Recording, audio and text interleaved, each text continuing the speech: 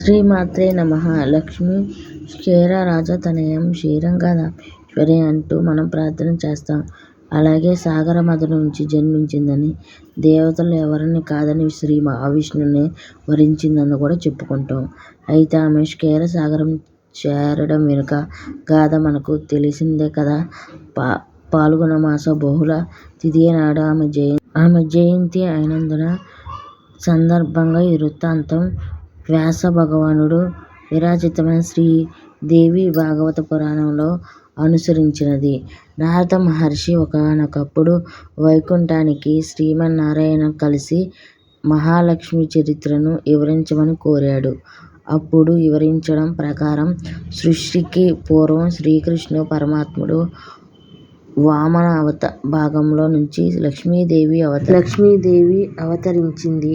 ప్రకృతిలోని అందాలన్నీ రాశిపోసినట్లు ఉన్న ఈమెను 2 రూపాల్లో దర్శించాలని పరమశివుడు ఆదేశించాడు. ఆమెకు దివ్య స్వరూప అయింది.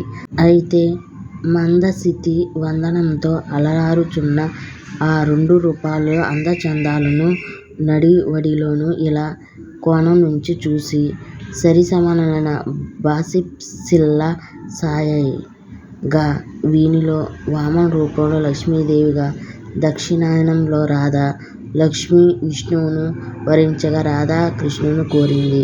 అప్పుడు కృష్ణుడు ఆలోచించి తాను ద్వితీయ రూపుడైన దక్షిణాయన ద్విభుజుడుగాను, వామన భాగంలో చతుర్భుజుడుగాను విష్ణువు దర్శించాడు. ఆ ప్రకారం కృష్ణుడు రాధా మాధవులుగా శ్రీహరి లక్ష్మి పతి అయింది. సహజంగానే శ్రీకృష్ణ నారాయణ రూపాలన్నిటిలో సమానులే కదా. ఇంకా లక్ష్మీ స్థానాలను బట్టి నానా విధాన రూపంలో పూజలు అందుకుని వస్తుంది. అనగా అమరాపురిలో స్వర్గలక్ష్మి, నాగలోకంలో నాగలక్ష్మి, పాతాళలోకంలో సౌభాగ్యలక్ష్మి, రాజుల చెంత రాజ్యలక్ష్మిగా, భూమిని భక్తులను నివాసించే గృహలక్ష్మిగా, గోమాతలో సురభి, యజ్ఞములందు యజ్ఞకామిని, యయన దక్షిణగా, పద్మంలోను చంద్రుని చెంతలోను శోభారూపగాను, సూర్యమండలంలో ప్రభారూపగాను ప్రజలందరిలోనూ ఉంటుంది. ముందుగా ఆమెను శ్రీమన్నారాయణుడు పూజించాడు. తదుపరి బ్రహ్మ రుద్రులు పూజలు అందుకున్నారు. దీనిని తిరిగి పాలకుండలో శ్రీహరి మరోసారి అర్చించాడు. ఈ విధంగా చైత్ర భాద్రపద పుష్యమాసంలో విశిష్ట పూజలు అందుకున్న ఈ తల్లిని మాఘ పౌర్ణమి రోజు మోక్షలక్ష్మిగా మనం అర్చిస్తాం. ఇంతకు లక్ష్మీదేవి సాగర తనయుగా మారడానికి వెనుక గాథేమిటి? శంకరుని అంశతో జన్మించినప్పటికీ దూర్వాసుడు విష్ణు భక్తుడు. ఒక పారాయణం ఆయనను వైకుంఠంలో శ్రీహరిని దర్శించి ఆయన ప్రేమ ఫలంగా అందుకున్న పారిజాతంతో తిరిగి కైలాసానికి పోవుచుండగా మార్గమధ్యమున గమనించిన ఇంద్రుడు ఆయనకు పరివారంగా వందనమాచరించాడు. చేసిన ఉపచారాలకు సంతసించి దూర్వాసుడు తన చేతి చెంతనున్న పారిజాతాన్ని ఇంద్రునికి ఇచ్చేశాడు. కానీ సతీపతి దాన్ని నువ్వు కదా అనుకుని అక్కడ ఏనుగుపై ఉంచాడు. వెంటనే అది ఎటు వెళ్ళిపోయింది. పించిన దుర్వాసుడు అది శ్రీహరి ఇచ్చిన పారిజాతం. నీకింత అహంకారం తగదు.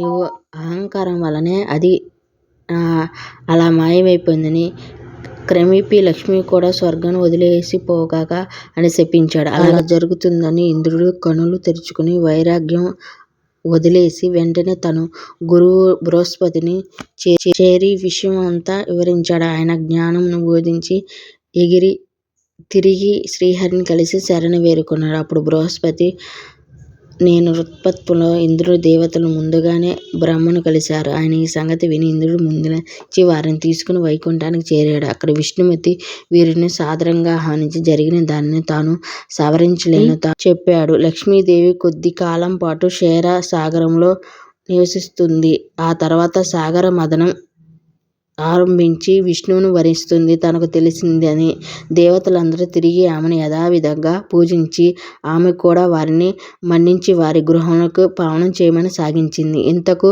శ్రీ మహాలక్ష్మి కొలువు ఉండే స్థానాలేంటో తెలుసుకుందాం. శ్రీహరి నామ సంకీర్తన సాగుతూ ఉండాలి.